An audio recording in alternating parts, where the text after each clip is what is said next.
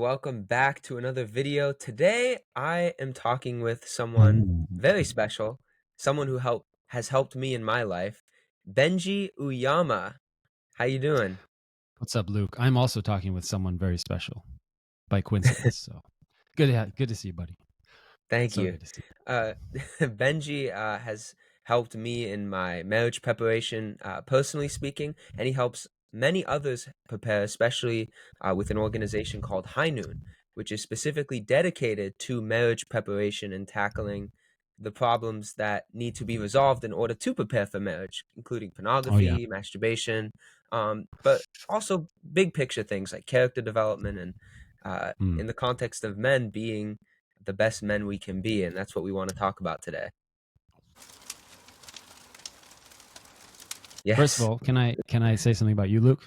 sure. That I haven't said to you personally yet, but I've always wanted to since the blessing. All right. I don't know if you've shared your like matching and blessing story here on the podcast. Yes, yes. Members You of the have. channel, people who watch know that I was, matched and blessed in the Yeah. tradition of the unification movement. Okay. And your wife's name is something like special or happiness. What's her name? Her name's Leslie. Leslie. Okay. Although you I can nailed it. call her happiness too, because So I want to tell a story about you real quick, because I'm going to talk a lot about me, I think, in this episode. But you reached out to me, I think, like 2 weeks before the blessing, right? You remember? yes, Yeah, something like ridiculously close to this blessing, and you I think sent it me was the about a most. month actually. Not Okay, 2 weeks. I think it was about a month. I I would think. say less than a month, between 2 weeks and a month. I remember because I was alarmed because you reached out to me and you were all like, uh, I had all the red flags were going off for me. You were like, this, African, sister, her parents really want her to get blessed coming up in a few weeks.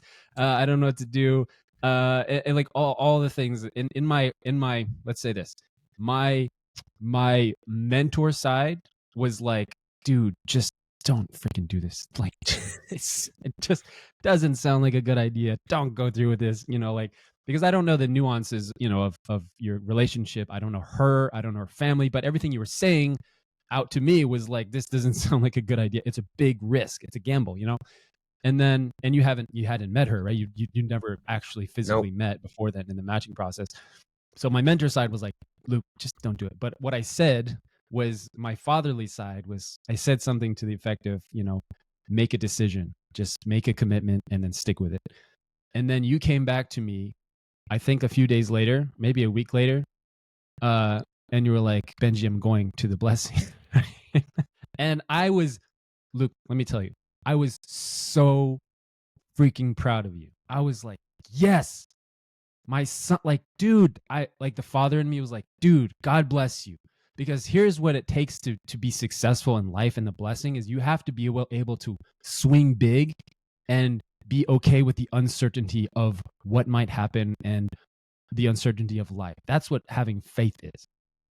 And I find way too many times when I'm talking with people, they're like, oh, I don't know, this and that. She doesn't have a green card. I don't know. We don't speak the same language exactly. Well, I don't know. Her parents are like this and all this mumbo jumbo that men come up with. But you were like, I could clearly see in you, you're just like, you know what? Absolute faith. Like, just forget everything. You're just going to go. And I love that because that's the spirit. That is the spirit that it takes to go through the matching process and the blessing. That's the spirit. That's the spirit we should have. Like this spirit we had when we were doing true parents matching, right? I think the same motivation and energy needs to be brought into the matching process today. Where people getting ready for marriage and blessing is just, I don't know what's best. I have a general idea. I have a general direction and vision, but I'm just going to take a leap of faith because it feels right. And I really felt like you freaking put away all your like ego and analytical brain. You're just like, this feels right. I'm just gonna swing for it. I'm just gonna go for it. And I saw you guys at the blessing, right? And I was like, oh, I was so happy. I was so proud, dude. Like genuinely, like a father, like, yes, like one of those proud father moments. Um, does that sound accurate to your experience? I think so. Yes.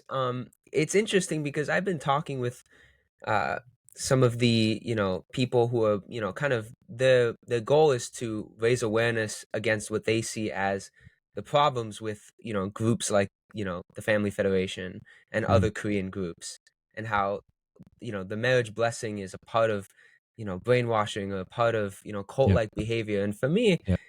that's not my experience, because it sounds to me, when I talk to many married couples, whether they were matched and blessed in the unification movement or not, that Mhm. marriage itself is just a leap of faith.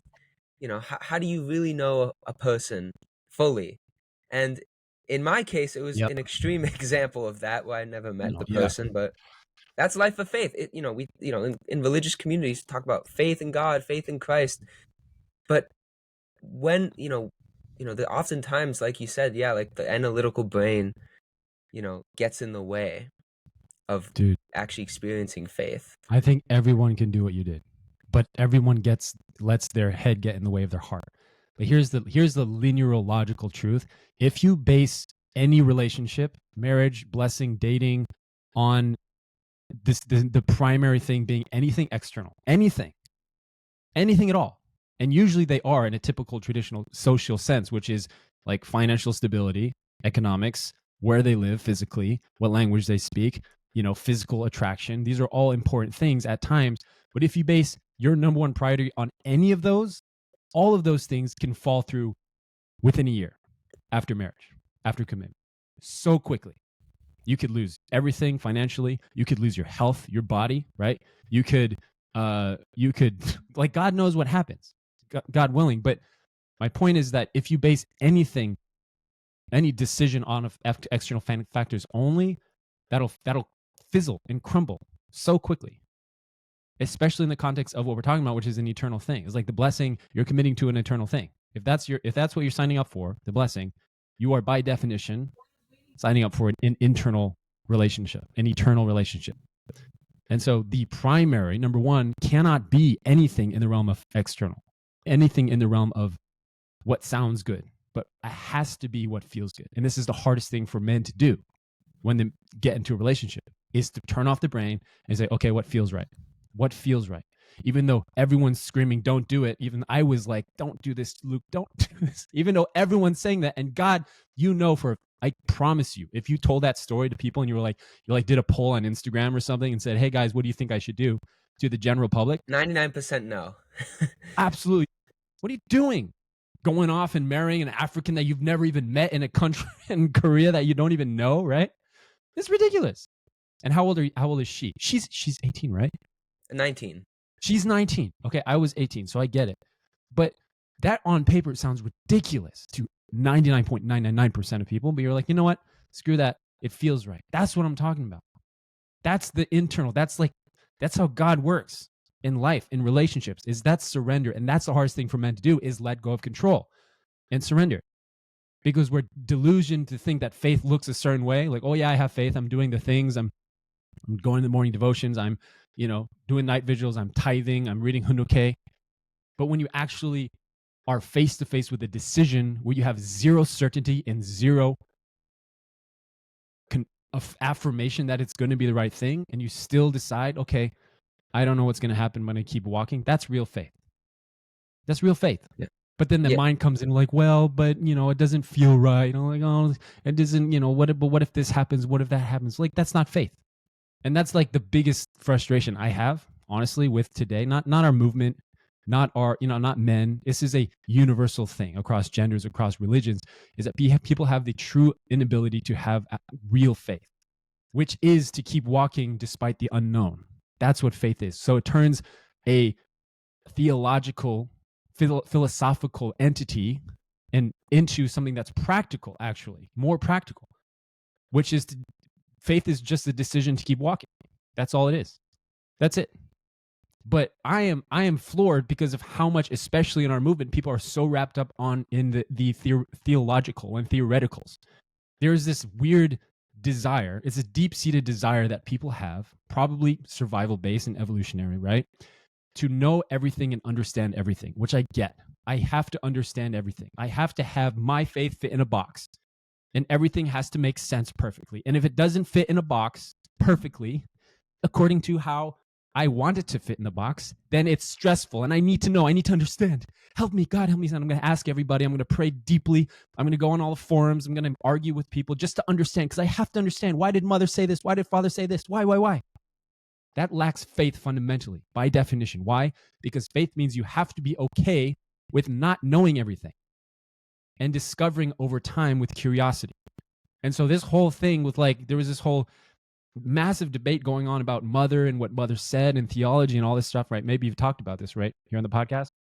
During all this dialogue and conversation, my heart was like, this is the wrong point. Why do we need to understand everything fully yet? Over time, sure. But to me, my faith is there's a foundation, there's a basis of my understanding of true parents, of the blessing. And on that foundation, everything else is just supplemental. It's just extra. It's just nuance. It's just who said that and when they said that, and etc. But I don't have to understand everything, and I'm okay with that. And to me, that's what faith is. You have to be okay. We have to be okay with not knowing everything and having everything fit within our mind. That's faith. And so I'm not going to debate anybody about what they believe, what's correct, what's not correct. I know what I believe, and it's important to have intellect in the beginning, right? Because it sparks curiosity to seek answers for ourselves. But at a certain point, you have to apply what you learn. Otherwise, it's all theoretical, completely 100%. And so an example of this is I don't do hundoke, right? Let me explain. And for those of you who don't know, hundoke is just another word for shared scripture reading in the unification movement. I don't do scripture reading, which is blasphemy in pretty much every religion. This is not an official High Noon Family Fed statement. This is just my personal thing. And let me explain, because there's a reason for this. I don't do hundoke anymore, at least to the extent of daily, sit down for a certain amount of time or pages. I do hundoke when I need it or when I really have a question, okay? And the reason that I don't do hundoke regular, or I intentionally don't, is because I grew up my whole life doing hundoke, reading scripture, all right? My parents did it. I did it from when I was, 16 years old on my own. I was a devout religious person. Every day I would wake up at 5 a.m. from when I was 16 years old until I was blessed with my wife, all right? Doing the bows, doing the kyombeis every day. I was devout in my scripture reading. And so there came a point where there's this threshold where you know enough, and everything new you read is kind of just extra. But what true parents did for us is that they have buckets of concepts, really important key concepts that are really important to understand, like give and take action, like God's love, like heavenly parent, like the messianic mission of true parents, like these very fundamental, like the fall of man, right? Like the purpose of the blessing. These are very fundamental buckets. And all the words, all of the hundoke readings and books and hundreds of books we have are all different angles for that true father used and true mother used to explain core concepts, because that's what teaching is. That's what a good teacher does, right? A good teacher will understand a core concept and then use examples after examples and different angles to explain the concept to us so that we can understand and comprehend and retain it. But there comes a point where you understand the core concept, and then it becomes more important to practice it in real life. To practice it through having your own family, through raising your own children, through experiencing what it's like to fall on your face in your faith and fail and forgive people, and to get hurt and to get back up and forgive and love again, and to be unconditional, and to continue to grow and to learn, even though it's challenging, even though marriage is challenging as time, the blessing is challenging, to keep going. That's hundoke in practice. That is scripture in practice. And so that's the reason, personally, just me and my wife as well, we don't emphasize this importance of doing scripture reading in a particular way or format every day. But I will whip out a book when it is I really am curious about, what did true father say about spirit world in this sense? That kind of stuff I'm really curious about. So I really want to research it. And so I'll do a deep dive research, and I'll feel okay, I understand the concept to an extent, and now I want to apply it. And also importantly, I want to teach it to my kids. And so in our household, hundoke, scripture is more of a conversation. It's more just talking about these key concepts that we believe in unificationism. It's the key concepts, and then how do we give examples and talk about and and explain things as a family, and like things come up in movies, like there's kind of like some borderline sexual tension in movies all the time, like there's dating, there's like the sexual stuff and nuances even in Disney movies nowadays. And so we use these life experiences as opportunities to teach and to guide our children based on these principles and buckets of concepts that we've learned from true parents. Does that make sense? And so when I say that I don't do hunduke, I say that it kind of like a just like an abrasive way to, pique interest. But I deeply respect the concepts that hunduke offer. I just don't think it's the number one way for a lot of people, especially if you've spent a lot of years, like I have, studying this stuff, right? Yeah, uh, of course, like you said, your first statement was very, shocking in a way, but actually none of what you said was blasphemous because the way Reverend Moon explained Hunduke is that first of all, true Hunduke is in, a family setting or a communal setting, Mm, which means it involves conversation, and then the other part of Hunduke is engraving it onto the heart and putting it into practice. He specifically said mm, that. So actually, you are doing Hunduke. It's just not you're doing the full Hunduke, not necessarily just the reading part. And I think the same thing occurs in the Gospels when Jesus talks about faith and works. He said there's the parable of the two houses, and that the house with the strong foundation is someone who listens and puts it into practice. And it's the same thing with mm, faith you were talking about earlier. For Jesus, faith was the most important thing that he felt even his close disciples were missing. He kept saying, if you have the faith of a mustard seed, you can move mountains. If you have the faith of a mustard seed, you can do all these crazy things. And it's mhm, not easy because we learn that in the Gospels. Like, if you're a Christian listening, the Gospels are clear. You know, it's not easy to actually have faith because it involves doing something that is unknown, that is scary, and that you have no knowledge about. Like I've never met my yeah. wife before in person. My knowledge about her was actually extremely limited. But like you told me, Benji, God told me the same thing in my prayers, which was you can make whatever decision you want to make, but you have to take responsibility for what decision you make. So if Mm, you want to take the leap of faith, do it. You mm, just have to take responsibility for it. It means you have to accept the action that you're taking. It means you have to, you know, live your commitment every day. And so some people might say, "Oh, what you're talking about, it's brainwashing, it's this, this." Like, no, this is exactly what Jesus Christ talked about in the mm, Gospels. The unification movement just applies it very mhm, strongly in marriage. The concept that true parents talk about is very faith based. You don't need to know everything about your future spouse. You don't even need to have met her. She can be from a totally different country or race or ethnicity, enemy mhm, nations. If you have faith in God, your marriage and blessing will work out. That's the commitment I felt I took when, Hak Jahan, True Mother, presided over the blessing ceremony. We set a certain set of commitments.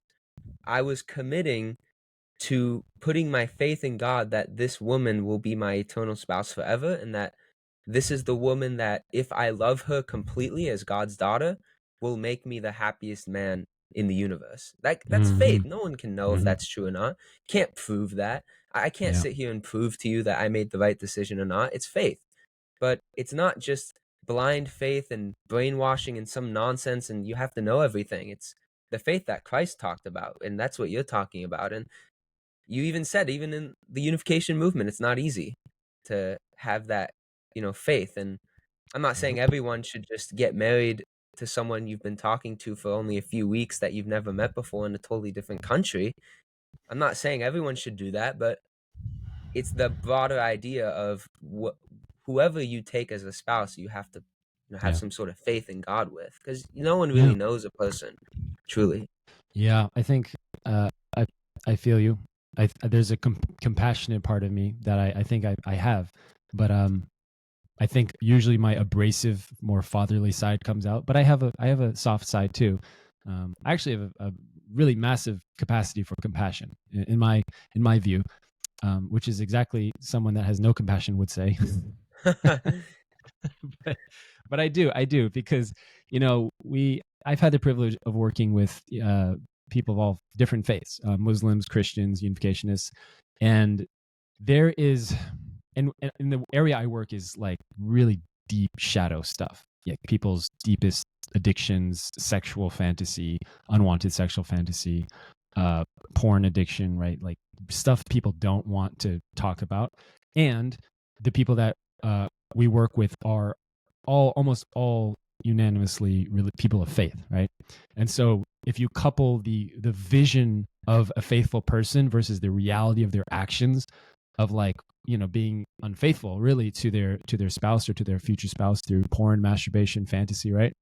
There's a massive discrepancy in their values and their integrity, and it really eats at people. And so I'm firmly a believer that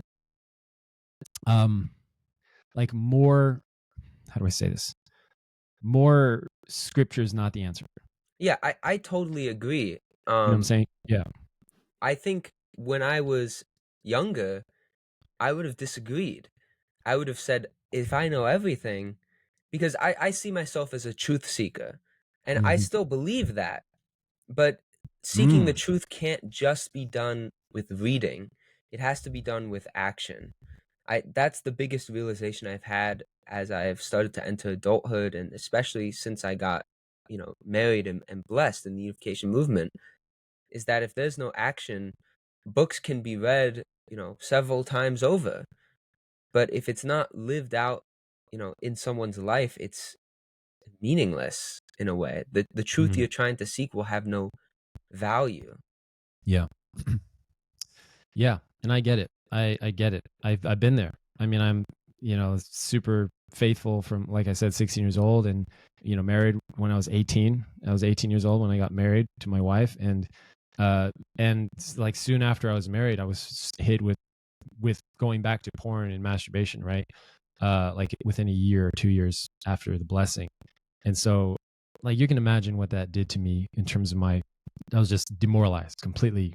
I just hated myself so much. And it wasn't like, oh, I really, you know, wanted to bring this habit into my marriage, but it just happened because of a lot of undealt with stresses and emotions in my life that were compiling.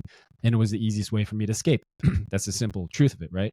But then I coupled that reality with all the superfluous thoughts of like, I'm a terrible husband, I'm a terrible man of faith, I am a sinner, I'm the worst, I'm going to hell. Like all this stuff comes flooding through the mind, which in effect has a knock-on effect, which makes you more susceptible to doing terrible things, right? Like doing Right. the same thing, because they just feel like, I'm a piece of garbage, I might as well. I might as well act out. I might as well give up. I'm already down in the ditch, so I might as well just stay here forever, you know? And so I get it. I 100% understand that discrepancy in people's faith and their reality. And so that's why I'm in this field, and why I help people with addiction is because I 100% understand it, especially for people of faith and men of faith in particular. It can be super hard, but I have to stand up and be more abrasive and aggressive with people, because men need to be shaken, whatever the freaking word is, shaken. Men need to be shaken sometimes. And I can see this, and we can see it in our culture and society, is that men are just so focused on the wrong thing. That's how I would put it. Focus on the wrong thing. And it's okay to not have everything put together as men. It's okay to not, like you said, like it's okay to be, you know, confused about faith. It's okay to be overweight. It's okay to make mistakes. It's okay to be addicted to stuff. But in my view, it's not okay to not be aware of that and to not make effort to change. If, big if, like you have a desire to be a certain man, you want to be a man of faith, you want to live up to your calling in life, you want to be a man of God, you want to be a spouse, a husband, a father, well, then you can't argue with that. Nothing you say or your mind says can argue with that. That's what you want deep in your heart. Then everything that is not leading you there has to go. Has to go. And so I'm the one that's going to stand on on my soapbox, and I'm going to yell at men and shake them to death, because they need to hear that. Right. And Because I men are want to, just, yeah. we continue, I just want to point out that we started this conversation with two, I call them wake up calls. Everyone needs Mm-hmm. a wake up call. I totally agree. And you started out our conversation with two of them, for, I would say, men in particular. The Mm-hmm. first wake up call or shake that you gave to any, person listening, is that marriage is about faith in God, and that's the primary focus. The internal things are the focus, not the external things. That was a big wake up call, because Mm, even for people of faith, it is easy to get distracted by the external things, which do matter, of course, but they only matter in the context of putting the internal first. And then the second thing you called out was, the idea in unificationism of hunduke. And what is true hunduke? You said, well, I don't really do hunduke. And then you unpacked it, and it's like, oh, mhm. well, this is the true hunduke that you're trying to do, Vasa which and is okay. a little bit of reading, but reading accompanied by conversation, give and receive Yeah. action, and Mm, mm, mm. is most particularly acting on the teachings in your own life, acting on the Yeah. faith, like Christ taught in the Gospels. Act upon the Mm, faith. Don't just say you have it, act upon it. yeah. And now we're delving into, specifically men, and how there's certain things, certain issues that men have, including myself. And it's not, it shouldn't be a point of shame that someone struggles with addiction, or that someone struggles with weight, or someone struggles with bad habits, because everyone does. No one's perfect. Everyone's a sinner. Everyone struggles. The key is someone doing something about that? Because then if they're not, that's when then we're back to that not taking action piece. And then that's Mhm, not okay, mhm. and that should be called out. Yeah. Yeah. Thank you. Thanks for summarizing that. Um, I'm just talking, so I appreciate Yeah. you Why being a don't good host. I'm curious, in your experience working with particularly men, what are Mm, some of the and we've touched on one of them, we've touched on pornography, and sexual, sins, or sexual, things that are unwanted. mm. What other things do you see men facing that are, you know, things that need to change but are difficult to change, or things that need to be called out? Yeah.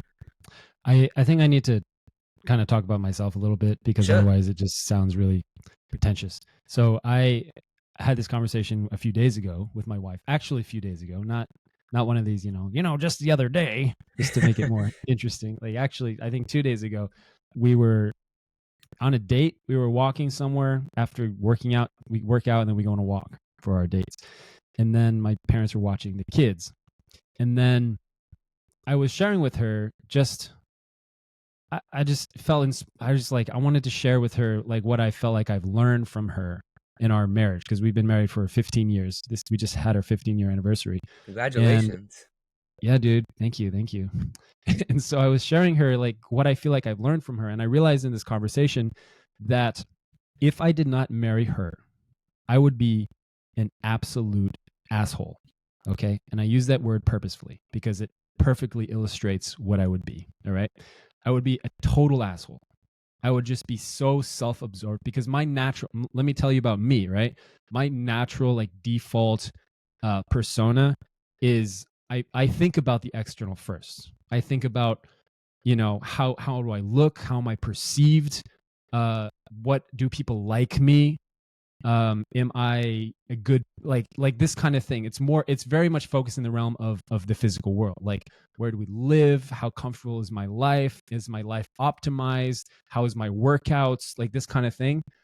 And and so being that, and when I was married as an 18-year-old and coupling that with the expectation that my wife, whoever it is going to acknowledge me and appreciate me and tell me how amazing I am, right? And this is what I wanted. I think many men would agree. Like I want my wife to tell me how awesome I am and how handsome I am and like just love touching me all the time, right? Lo and behold, I married my wife who does not give a hoot. I can't emphasize this about enough. She doesn't give a hoot about how I look or how I sound or what I'm doing with my life or what's my PR in the gym, right? Like she doesn't care about any of this stuff. She's not anything near the typical woman that I expected all women to be, right? Because I grew up in the West, where we have this general romanticized version of women, which is they like when you hold their hands, they like when you say I love you, they like when you open the car door for them, right? They like when you say, I love you, they like when you buy them flowers and chocolate. None of it. Like she doesn't care about any of it at all. And it's part cultural for her, but also part just her character and personality, right? And also part reality that not all women are the same, which I didn't know.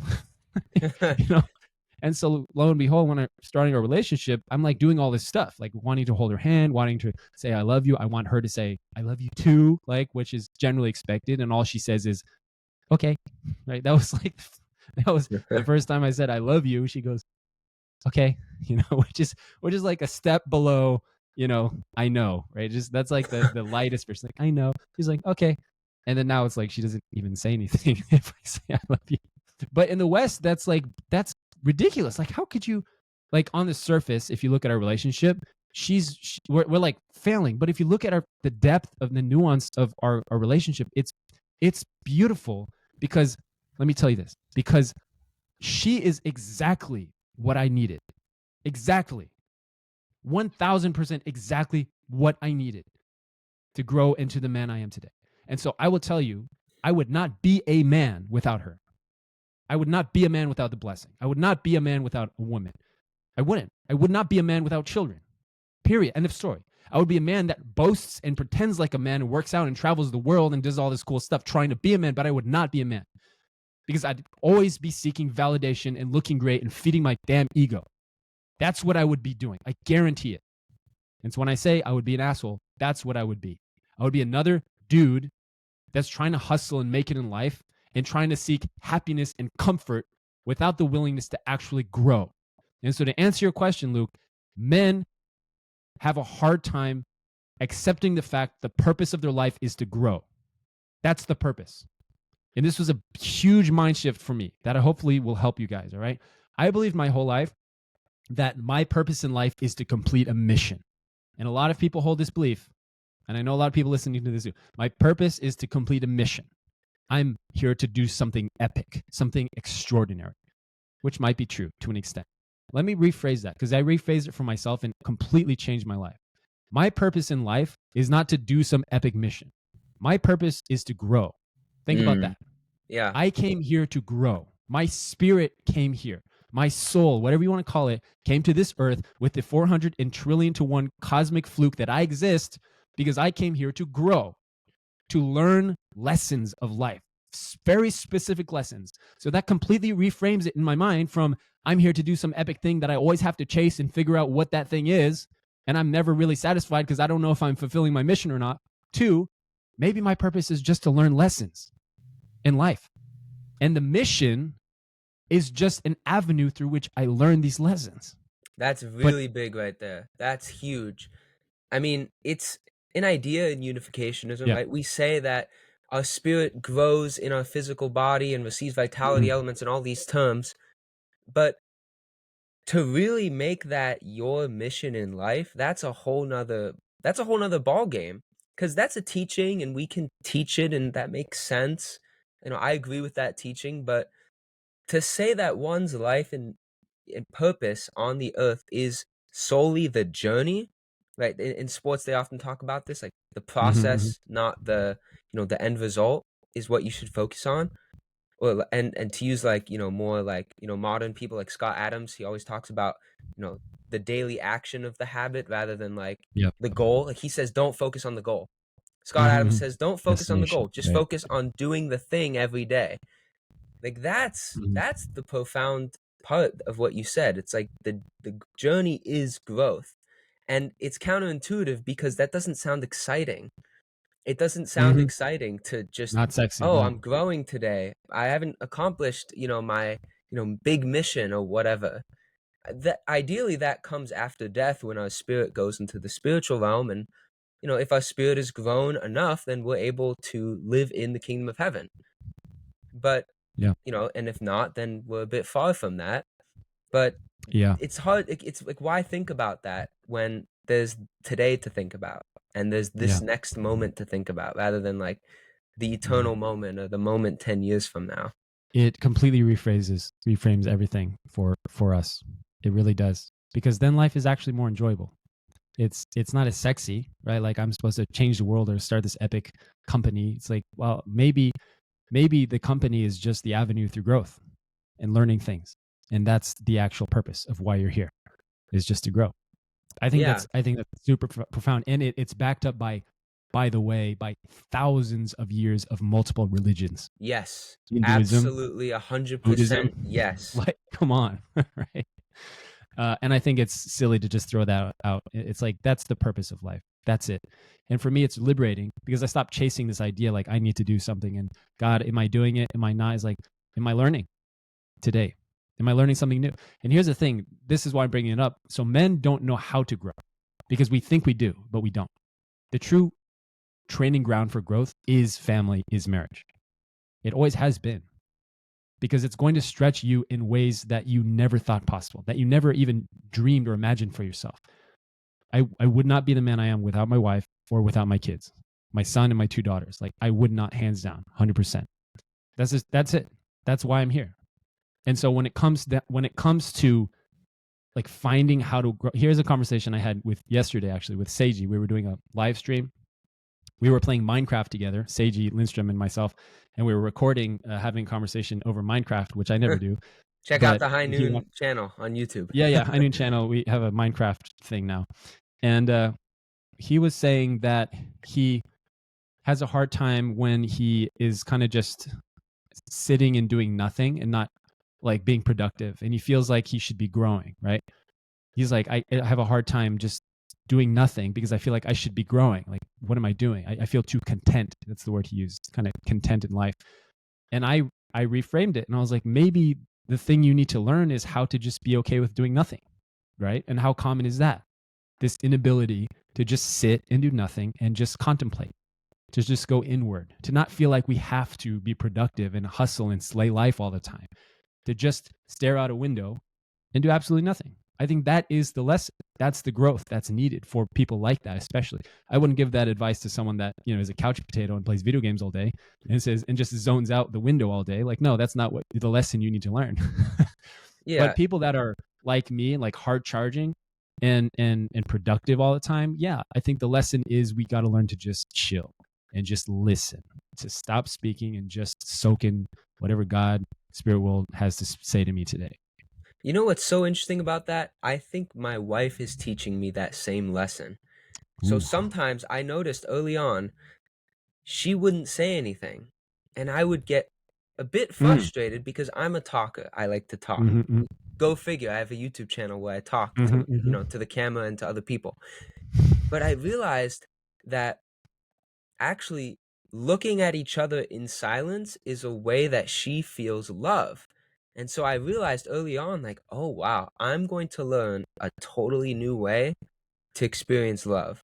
It's going to be Mm. quiet, but it's going to be something so deep and intimate that something that I've never fully experienced in my Got you. life, and I need to learn that. And I keep going back to this idea of the Mhm. Buddhist idea of no self, or to use a term from Unificationism, the 0 point.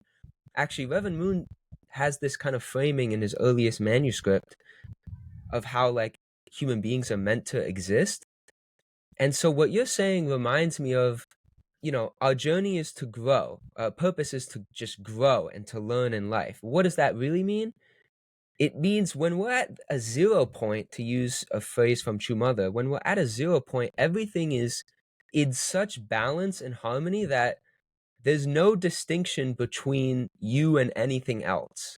That's kind of how I understand it. It's like you're fully, and the Buddhists and the Eastern traditions have that kind of understanding. It's when you meditate, if you can get to that point where there's no Mm. awareness of, there's no distinction between me or the computer, or me or you, or me or this person. Like that's that true no self. That's that 0 point. I think the way to do that is when we learn things, we're learning things that are weak about ourselves. For example, for you and to an extent myself too, like we're productive, but can we sit in silence? But for other people, it's can you get up and do more? Mm. It's all Mhm, mhm. about returning to Mm. that balanced state. It's all about Mm. returning to the balanced state. That's what I'm thinking about right now. Because True Father and True Mother both talk about that, and it's very abstract. But when you put it in those practical terms, you can merge the abstract and that practical idea of focus on the process, focus on just growing. And for me, I'm realizing like actually not just a practical statement that, sports players use to keep motivated, and just the process, man, one play at a time, one day at a time, Mhm. get better every day. All the sports players, Tom Brady, the greatest quarterback of all time. He Mm. always says that, and I'm a Patriots fan. So as a kid, I Mhm, would hear mhm. him and I would hear him say those things, and I would just be like, "Okay, you're talking to the cameras, whatever. You just don't want to reveal anything. Patriot way, don't give anything away." But he actually believes that, and that's what gave him success, to use like a real life example. Tom Brady, a sports player, was so focused on one play at a time, one day at a time, get better every day, that he became the greatest quarterback of all time. Mm. And it's like that's something we're all called to do as men and as people in general. But we're focused on the context of being men, so that's our Yeah. purpose in life. I'm really feeling that, hearing you say that. Yeah, I love it. A great life is built one great day at a time. It's as simple as that. Right. Yeah. And I think that translates to the practical things too. Like, for example, going to the gym. I struggled for many years consistently going to the gym. Mm-mm. And then actually, like a week, somewhere around the same time, although slightly before I started talking with my wife, I had this epiphany when a friend of mine, a good brother, Samuel, if you're listening, shout out to you. He sent me this interview and a few other friends of mine, an interview from David Goggins. And is David Goggins someone that we should listen to and fully model our life on? I would say no. However, he does shake you up. He does wake you up, and I felt Mhm. shaken. Like, stop being sick and tired of being sick and tired. You have to actually do something. Like, stop talking. Just do something. You actually have to do it. So for me, I was like, okay, what do I? And he said, do the thing you hate to do the most and do it every day at your max every day. And for me, that was running. If you're a friend of mine and you listen to this, you've seen on my personal, social media, slowly posting runs that are more miles. I started Mm. out with 1 mile. That's all I could do. That was my max. Went on the treadmill sometime early in March. I was like, okay, how long can I survive this? 4 minutes in, I want to quit. But then David Goggins has this thing, it's like, oh, 60% left. So I'm like, okay. After 10 minutes, I was dead. I was panting. I was sitting down on the treadmill for 5 minutes. I was drinking tons of water, and I was like, oh my God, I have to do this again. But that's not easy. Who wants to do that again? Who wants to feel that way every day? But Mm. if you take that action and not just, listen to something or read something, then eventually it went to 1.25 miles, and then at 1.5 miles. And then by, a month, I was doing 2 miles. And now Yeah. I'm pushing, soon for 11 and 12 miles, Jeez. several months later. And it's like, that's true change, but it's not, it is that everyday mentality of, actually, particularly, I would add, doing something you hate or is your hell. You have to go through Yeah. your hell every day if you really want to change. And you can think of it like Christ, because Christ, when he died on the cross, he actually went, to hell first. He went through hell and then rose on the third day. So that's what I would recommend to men, is not just, you know, what can you Mm. do specifically to grow? Do the thing that is the hardest for you and do it every day at your max. Yeah. What is the what is it that you enjoyed about running? What do you enjoy about it? Well, I didn't enjoy it at all starting, Yeah. but as I've started to run, I felt, and I think everyone has a different, thing, a different hell to go through, or a different, thing that, works for them. Some people it might be biking, some people, maybe it's just walking, or maybe it's, incline walk, or who knows? There's so many things to do out there. For me, it was running. What I Mm. enjoy about it is, it's hard to describe. It's a feeling of dying and being reborn again. That's honestly what it feels like when I'm like doing a push run, a long distance thing. The experience of, and I do this with the Stairmaster too at the gym. I've been doing no hands at, a certain level for X amount of minutes. I do it because it's that feeling of dying, but then being reborn. When I feel like I'm dying, but I keep pushing. I feel like I can't go anymore. I feel like I'm out of breath. I feel like I might fall down. As long as I keep going, at the end, I feel like I shed something, like an old skin, a old something out of myself. That's the feeling I feel. That's why I enjoy it. So it's not so much the progress. Was that something No, also? it's not that's the thing. I thought for so many years it was the progress. Like we've been talking about. I thought I just have to, what's the goal? What's my weight goal? What's my muscle goal? I threw that all away and was just focused on doing the thing every day. And then lo and behold, several months later, I look at myself in the mirror. I'm like, oh, I have changed. My body does Mm, look different. I do look, skinnier. I do look like I have a bit more muscle. But I didn't focus on that. I focused solely on the experience of dying and being reborn again. That's how I put it. I know it may be an intense way of putting it, but really, it was not about the goal. It really was about the growth, the process, and the habit every day. got it.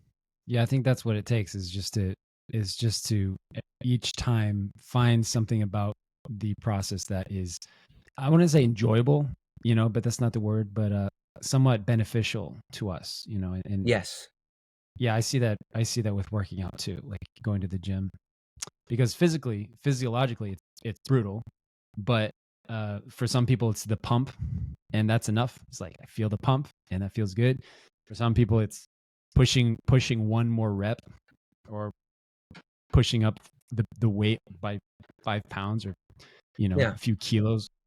um I think that's it, because if people are so enamored with the goal, then usually it results in crash diets and ridiculous extremes. um Yes. Yeah. yeah. I totally agree. I think everyone has their own like there's something that each individual has to do, and it doesn't look the same for everyone. For some people, it's probably not running. Maybe it's something not even related to physical fitness. Maybe it's something else entirely.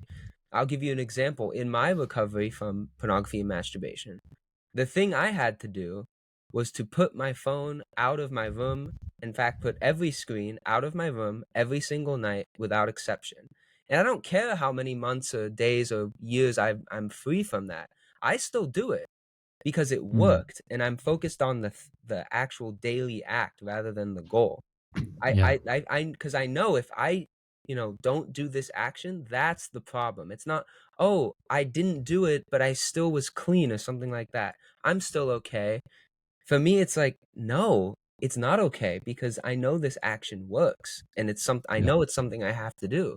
I know that not everyone has to do it, but that doesn't matter. I'm focused on what I have to do because my growth and what I need to learn to get to that 0 point balance, you know, state of life is different than what someone else will have to do. You got it. Yeah, I have a fundamental belief that I stand by personally, which is if I'm not enjoying it most of the time, then I'm doing it wrong. Hmm. When I say most of the time, that's important, because sometimes things just suck. Sometimes being a parent just is hard. Sometimes marriage is just hard. Sometimes going to the gym is just brutal and you're sick and you don't want to do it. But most of the time, if it's, more than 50, 60% of the time, I'm just enjoying it. I'm doing something right. And so I apply this rule to everything, absolutely everything in my life, from parenting, from being a dad, to my marriage, to fitness, to diet, to work, importantly, to sleep, to any like thing that takes discipline. I have to find a way to enjoy it, and if I don't, it's just brutal. And I think this is where people can have the most success in long term anything. So let's take like addiction recovery, for example, right? Porn recovery, even phone use, right? That's an addiction, or overeating, etc. If there's a way to turn the process of quitting porn, for example, into an enjoyable thing, then you'll see progress, or you'll see victory, actually, long term speaking, because otherwise you're just saying no. You're just saying no, just saying no. And so the problem with porn use in particular is that people aren't tracking the right thing. They're tracking the wrong thing. They're tracking the number one metric of their recovery as how many days can I go without acting out, which is a metric to track, but it's a lagging metric, or in other words, it's a secondary or tertiary metric. It's not number one. It can't be number one. because just saying to no to something does not automatically mean anything about your character, your ability to have discipline, your time management. It doesn't say anything at all. And the example we use in Hainan, and we have a whole presentation on this, is like an example is like, wouldn't you say like Smeagol, for example, has really good sexual integrity on paper? Because he's like, in the misty mountains with his ring of power, and you think he's watching porn and masturbating and having sex? No, probably not. Right? He's like, so on paper, he's like the ultimate, chaste religious person. But does that mean that he has any emotional skills or emotional mood regulation? Or no, Right. absolutely not. And a drug addict, for example, could be, on all kinds of stuff, but not struggle with porn. Does that mean he has sexual integrity? No, it just means there's nothing. The real issue, the root issue, is not being addressed. So my point is, sobriety days is actually very, very misleading, and it's a misnomer because it is always the number one thing people track, always, even across industries, right? Like AA or SA practices. It is a really important thing that they track, but it's foolish because if it's number one, then you're not tracking anything important. And so what I recommend is that we find the right thing to track, and it's the same that goes to fitness, right? If you track, what's the number one thing people track when they're tracking their like weight loss, for example? Calorie counting, I would say. No, not the most people. Most people, that's like more nuance. I Most don't people know track then. number one. How I much do they assume weigh? their weight. Yeah. Yeah. That's number one. How much do I weigh? Is that the absolute number one thing to track when you're trying to lose weight? No. Absolutely not. Because that results in crash diets. You could be gaining mass. You could be losing muscle. It could be water weight. It could be all this stuff. But if you're only tracking that, you're going to fail because you don't know what you're tracking. And so when it comes to fitness, finding something to track that is accurate, that actually helps you feel alive and enjoy the process is the track to victory. For me personally, if I am able to push out one more rep in the gym, that for me is like, I feel great from just doing that. I feel good because it means my diet is on point, which means I'm eating enough, which means I'm eating enough protein, which means I'm doing progressive overload, which means I'm growing, all this stuff. It's like, that's what I chase. It's like, if I do one more rep, I'm happy. I'm perfectly happy. And then I increase the weight when I get to a certain rep range. With sexual integrity, like porn use, I think something like, this is one I recommended recently to a brother. I said, why don't you make the thing you track how you feel in the morning when you wake up?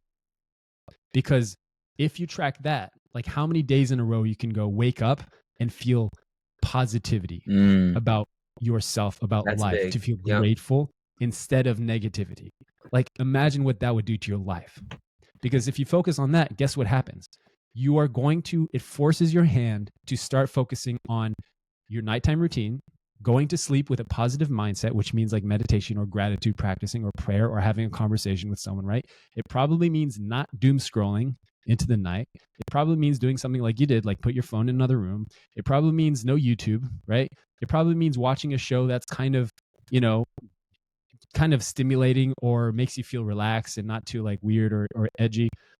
It probably means as soon as you wake up, waking up at a decent hour, first of all, but also as soon as you wake up, doing some kind of gratitude practice. And if you can nail waking up positive and grateful, you are very, very likely to have a great day. You know what I'm saying? Like you're very likely to have a great day. And in effect, probably unlikely to spiral into wanting to act out and isolate and watch porn and masturbate. You know what I'm saying? And that's like an exciting process for people. One guy I was working with, he made sleep his North Star, his entire like most important thing in his life. I think it was a college student at the time, and his most important thing became, how do I optimize my sleep and just have great sleep? And so he did all this research. He was super excited about it. He got like a weighted blanket. He started taking some kind of magnesium supplement. He started, blacking out the lights and all this stuff. And it was like super excited. He started tracking his sleep score, right? Because it was like, how do I improve my sleep score kind of thing? And I was like, that's it. Like, if you find something like that to focus on instead of, don't watch porn, don't go McDonald's, don't eat that, don't eat pizza, like this kind of stuff, you're doing what's called the white bear effect, which is the more you try not to think about a white bear, the more you'll actually think about a white bear.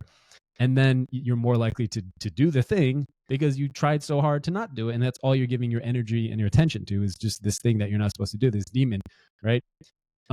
So finding a way to progressively track things in a way that is fun is like, for me, it's been a lifesaver because it makes everything funner and more enjoyable, from parenting to marriage to everything. Yeah.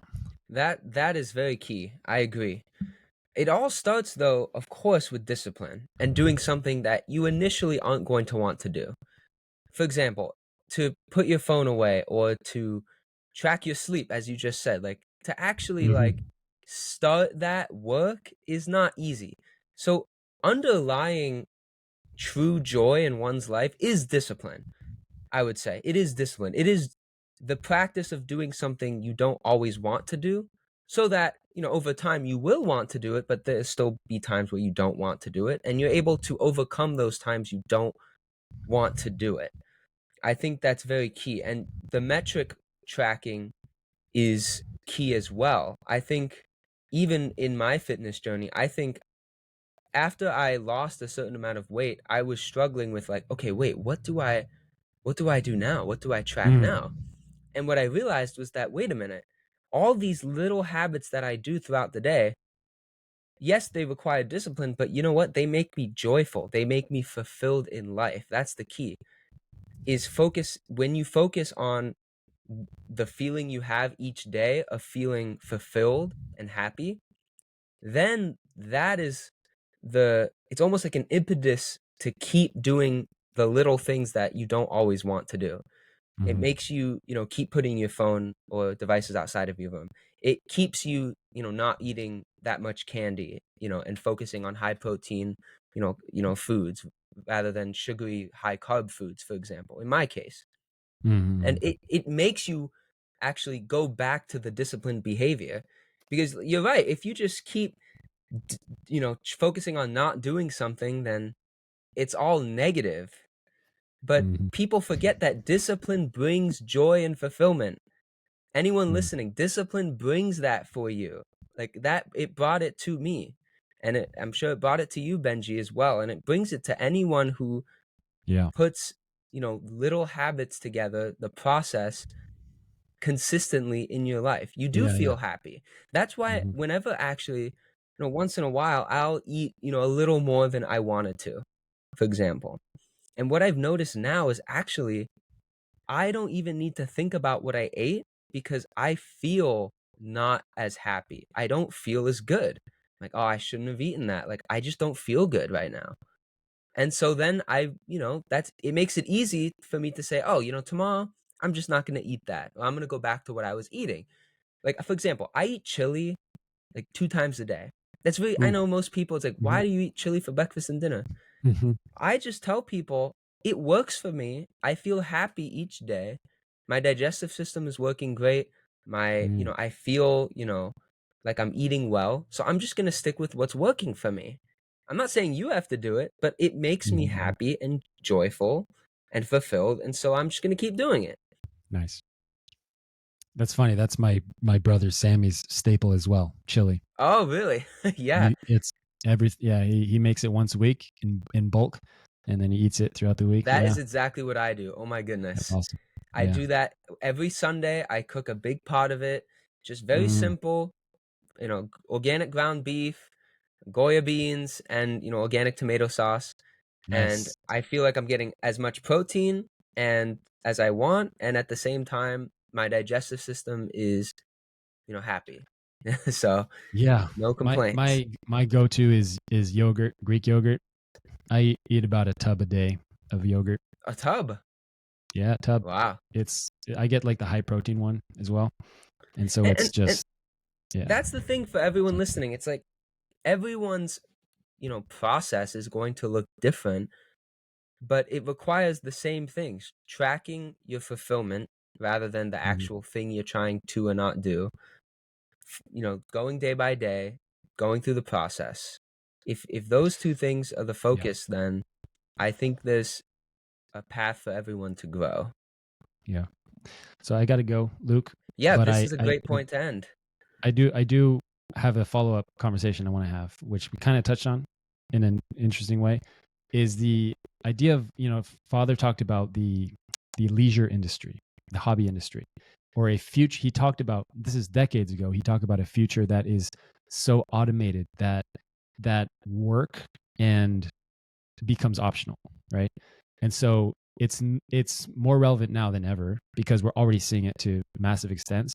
And so this is something I think about probably an unhealthy amount is in a world where work is optional, or let's say the suffering is optional, suffering, like physical suffering. Internal, it becomes more internal and emotional, torment, but like physical suffering becomes more and more optional for people, or like scarce.